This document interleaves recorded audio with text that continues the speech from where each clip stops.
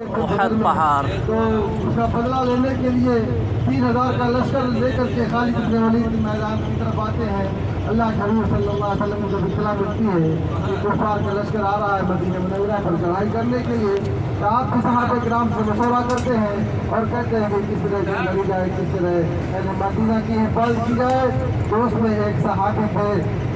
وہ نوجوان صحابی جو بدر میں شریک ہوئے تھے، انہوں نے کہا کہ اللہ کے حبیب زیادہ بہتر ہے کہ مدینہ منورہ میں رہ کر کے جنگ لڑی جائے۔ لیکن جو صحابی بدر میں شریک نہیں ہوئے تھے نوجوان صحابہ کسی وجہ سے، عمر ان کی چھوٹی تھی یا کچھ اور وجہ تھی، بہرحال انہوں نے کہا کہ اللہ کے حبیب کیا ہم طاقت میں کم ہے، کیا ہمارے پاس ہتھیار نہیں ہے، یا ہمارے پاس تجربہ نہیں ہے کہ انہیں میدان میں چل کر کے جنگ لڑی جائے۔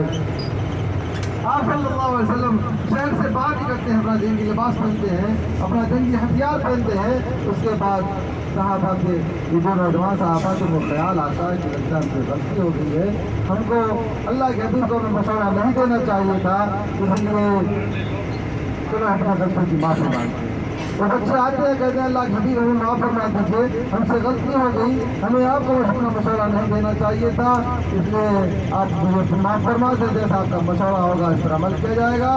آپ نے فرمایا کہ بچوں تمہاری عقیدت تمہاری محبت تنازع پر ہے، لیکن جب نبی ہتھیار پہن لیتا ہے تو نبی کے